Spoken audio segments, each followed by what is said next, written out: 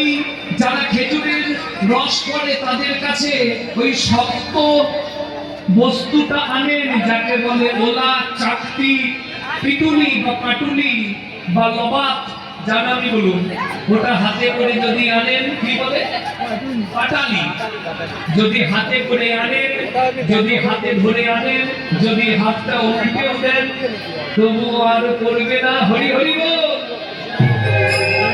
এই রস যখন ব্যবহারের দ্বারা আকার পায়, তখনই তো সেই রস রল দন্তস্যের মাঝে আকার বসে গেলেই, আকার যুক্ত রস হয়ে গেলেই রস তো গড়িয়ে যায়, কিন্তু পাটুলি তো গড়াই না, কারণ ওর আকার আছে।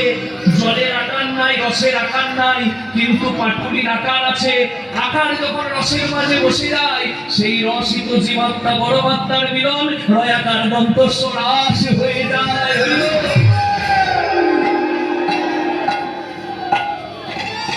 রাধুনি হইবি ব্যঞ্জন রাধিবি, হানি না ছুঁইবি খাই। যদি হানি ছুঁতেই জীবন যায়, জয় রাধে, তাহলে কিচ্ছু হলো না। পতঙ্গের জালে, পোকার জালে হাতি বাঁধ, প্রেম পাবি তাই। পোকার জালে কি হাতি বাঁধা যায়? হ্যাঁ, এখানে পোকার জাল হলো ধৈর্য জাল। ধৈর্যেই মাধুর্য, ধৈর্য নাই মাধুর্য নাই, সংযম ধৈর্য। ধৈর্য জাল রাখো, সংযম রাখো, মন্দির সুন্দর রাখো, তবেই তো উন্মাদ হাতি কৃষ্ণ প্রেম তোমার মন্দিরে ধরা যাবে। গাই হরি হরি হরি।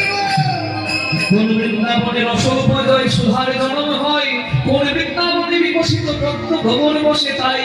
যদি রসের ধ্যান কেউ জানে, সাধক রসকে এ পাত্র থেকে এ পাত্রে তুলতে জানে, মূলাধার থেকে সহস্রার পথে উঠে এ রস যখন পাত্রে জমা হয়, তখনই তো সেই মধু পাবার জন্য, সেই রস পাবার জন্য আসল ভ্রমর কৃষ্ণ ধরা দেয়। হরি হরি বল।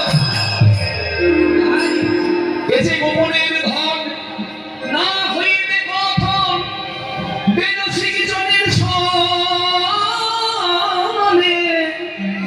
উপাসনা ভেদ হয়েছে যার, সেই সে মরম জানে।